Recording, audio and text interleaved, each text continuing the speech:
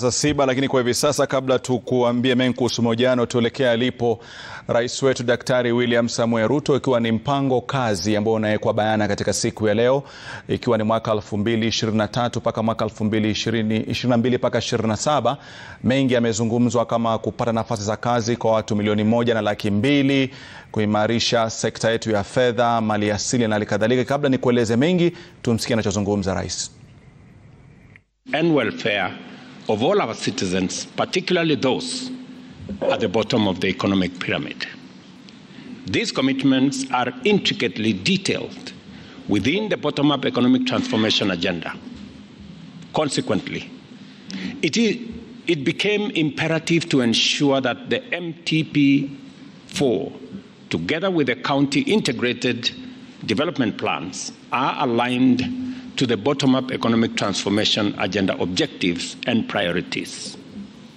Therefore, the fourth medium-term plan has translated the strategic objectives set out in our agenda into concrete programs and projects to be implemented in the plan period. Just to remind everybody here that the better plan, we not only have an agenda, but we also have a plan combined into one program. Calls for investments in 5 core strategic pillars: agriculture, healthcare, housing and settlement, micro, small and medium enterprise economy, and the digital superhighway, including the creative economy. Without losing crucial time, the government has moved to undertake a number of interventions in fulfillment of the commitments made to our citizens. And these include, broadly, strengthening the independence of the judiciary and enhancing efficiency within the justice system, increased budgetary allocation to all our justice arms, and granting financial autonomy, specifically the Inspector General of Police, to give him the levers to be able to adjudicate and operationalize operations by the police without any hindrance. We've also reverted the port operations, as I committed, of the standard gauge railway from Nairobi to Mombasa, and today Mombasa is the vibrant city that we always knew. But additionally, we're now going to work on modernizing the port of Mombasa, making it much more efficient, and looking at how private sector players can be brought on board so that we can achieve the kind of efficiencies that will make Mombasa a truly modern port city. We also are rolling out the Hafla fund to provide access to affordable credit to individuals and MSFEs, and also eliminating the long-standing challenge of predatory lenders. Prioritizing the enhancement of Women Enterprise Fund progressively from Kenya shillings 4.5 billion and up to 13.5 billion in the medium term. We're also providing 5.5 million bags of fertilizer last year and additional this year as part of our program to improve agricultural yields. And we are doing this at an affordable price this year of 2,500 per 50 kilogram bag. I know the Minister for Agriculture and his team are working round the clock. We've had challenges with the war in Europe. We've had to divert ships bringing our fertilizer away from the Red Sea into other routes round to South Africa, causing some delay. But I want to assure the farming community in the country that we are well on course on making sure that we will have sufficient planting fertilizer in the next couple of weeks. We've also digitized 15,000 government services to enhance service delivery and to ensure that Kenyans can access government services from the comfort of their phones in whatever place they may be.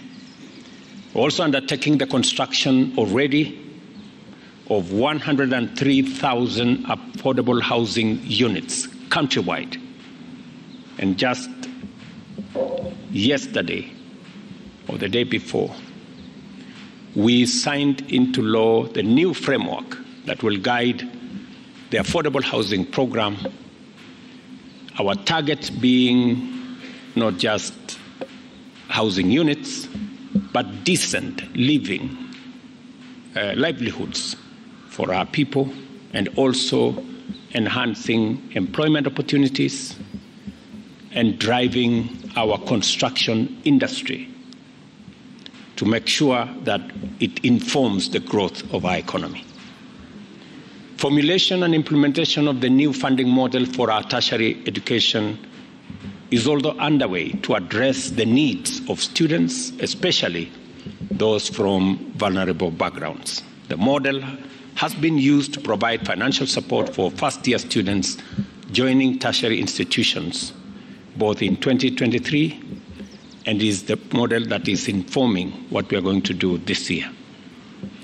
As we are all aware, we've recruited 56,000 primary and secondary school teachers to improve the national teacher-pupil ratio and enhance education outcomes. We've also operationalized the National Open University Concert Technopolis, and I'm proud to say that we have over 1,000 students already enrolled. As we're all aware, we've enacted the Social Health Insurance Act 2023, which establishes the Primary Health Care Fund, Emergency and Chronic Illness Fund, and Social Health Insurance Fund to facilitate universal health coverage, as well as the rollout of primary health care networks and deployment of 100,000 community health promoters working in concert and together with our county governments. During the fourth medium-term plan, the government will boost production through a value chain approach targeting leather and leather products, textile and apparels, dairy, tea, rice, edible oils, blue economy, minerals, forestry, construction, and building materials, among others. Emphasis will be given to the promotion of agro-processing and the strengthening of extension services, provision of quality and affordable farm inputs, cooperative development and management, market access and logistics support, expansion of irrigation infrastructure, adoption of climate-smart agriculture, enhanced agricultural financing, and agricultural mechanization, research and development. The Ministry of Agriculture and all the other stakeholders are aware of the meetings we've had along to make this a reality, because it is our intention not just to mechanize, but to make sure that our agriculture is smart and our agriculture is focused on productivity. To create employment, focus will be given to investment in special economic zones, county aggregation and industrial parks, export of labor, digital jobs, and ensuring that we have diversification of export markets and market access of MSME goods and services. The government will also establish Jumuiya cross-border markets and strengthen cooperation with our traditional and new trade partners. We will scale up the Financial Inclusion Fund, commonly known as the Hafla Fund, with a view to actualizing its commitment to increase access to affordable credit for those at the bottom of the pyramid. And additionally, we will undertake reforms to create a favorable tax regime, deepen capital markets, improve the lending and investment environment, and attract investors to the Nairobi International Financial Center. To increase efficiency and enhance mobility, the plans entail substantial investments in infrastructure development, particularly transport connectivity. This will include the construction of an extra 6,000 kilometers of new roads, upgrading of 101,000 kilometers of existing roads, and the construction of 277 footbridges, amongst other pieces of infrastructure to enhance our mobility. And that program starts with the next budget cycle. Climate change continues to pose serious challenges to our socio-economic development, manifested through extreme climatic conditions and erratic weather patterns, which disrupt production and livelihoods and put lives at risk. The fourth medium-term plan prioritizes investments aimed at building resilience against these challenges, including the construction of water ponds, small dams, and water harvesting structures in arid and semi-arid areas, including the whole array of mega dams that are already in our plan. We've also launched a nationwide drive to grow 15 billion trees by 2032 through the Jaza Miti campaign. This initiative will complement other ongoing efforts to protect the country's water towers. In this plan, we will implement robust initiatives to promote sustainable waste management practices and enhance pollution control measures. Every cabinet minister has already been assigned a county, maybe I think 2 counties. And we will be expecting clarity in what every cabinet secretary and their teams are doing on the tree planting exercise. I note with a bit of concern that I am yet to receive any meaningful strategy and plan from cabinet secretaries. Shortly, the weatherman has told us we will have rain coming. It is my expectation that every cabinet secretary assigned to the counties that you have been assigned, that you will present a plan and you will work on a strategy, because every county has been assigned between 400 million and 600 million trees to be grown in different parts. I will be expecting that every cabinet secretary will mobilize tree seedlings, will mobilize communities, private sector, development partners, friends, to participate in this exercise in each and every county of the Republic of Kenya. Sustainable climate action not only addresses challenges, but also presents opportunities for transitioning to a green economy. We will leverage on technology and scientific advances to stimulate economic transformation in a sustainable manner. Other infrastructural projects to be implemented during the MTP4 period include the construction of 1 million affordable housing units and the laying of 4,600 kilometers of high voltage transmission lines and 37 substations to connect an additional 2.3 million Kenyans and 30,000 public institutions to the national grid.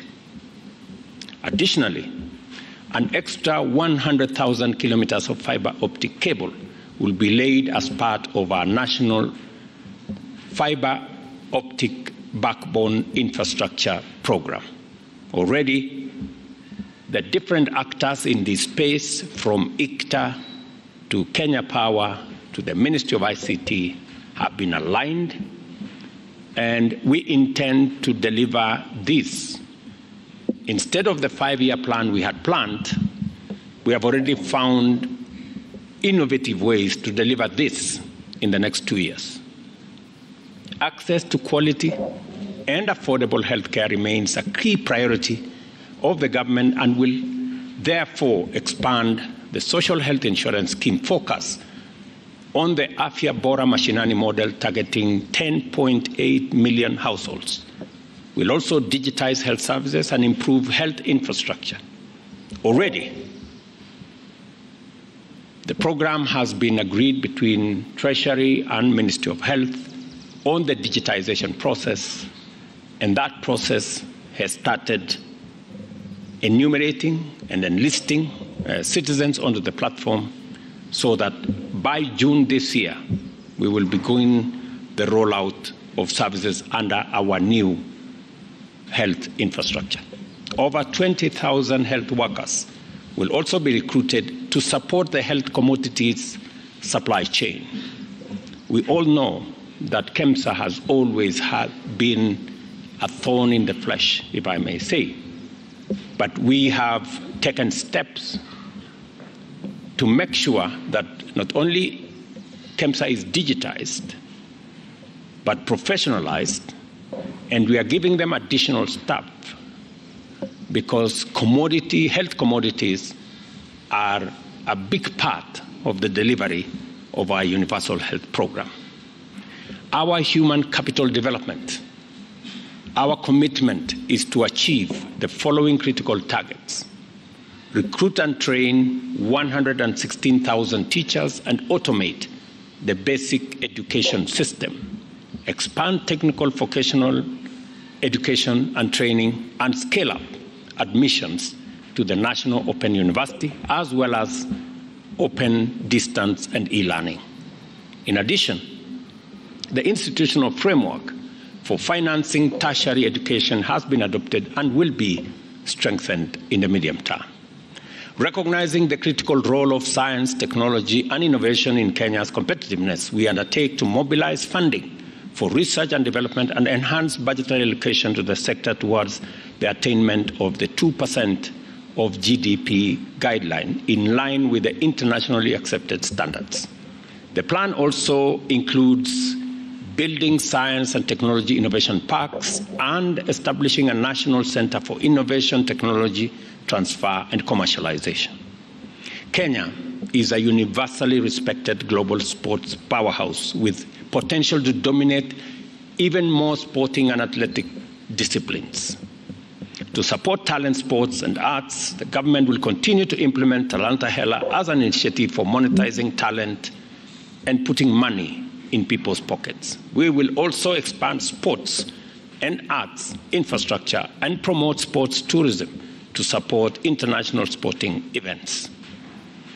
On the creative economy, we are marketing Kenya as a film destination by establishing an incentives framework for the production of film and commercials, supporting production of local content, establishing a national creative economy council, promoting artists' rights, and providing technical capacity for the growth of the creative industry. With regard to affirmative action, the government will remodel and digitize the Youth Enterprise Fund, WESO Fund, Women Enterprise Fund, and the National Government Affirmative Action Fund to enhance financing for enterprises owned and run by youth, women, and persons with disability. The government will also revamp the cash transfer program to cushion the vulnerable in society. It is instructive to note, and I want to commend the Ministry of Labour, that this program that had many challenges now has been put on a digital platform, and beneficiaries of cash transfer now receive their cash transfer using M-Pesa, and they don't have to make long queues. They do not have to wait in banks. They can access their money in all outlets very close to their homes. Recognizing the need to revitalize our tourism sector, the MTV4 prioritized the promotion of meetings, incentives, conferences, and exhibitions, cultural festivals, food exhibitions, and the development and marketing of unique niche experiences. The Bomas of Kenya will be converted into a modern conference, hotel, and exhibitions facility, and the KICC will be engineered to achieve more than it currently is. Harnessing the potential of the blue economy is critical to our transformative growth agenda.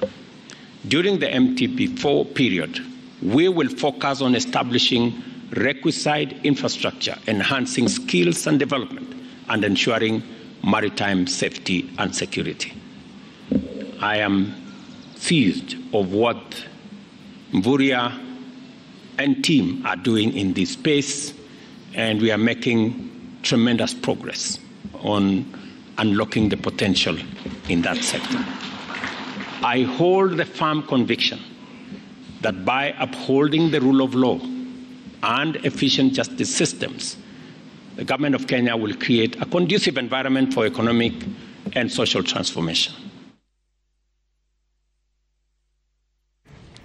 Na mtazamaji, ni mengi ambayo rais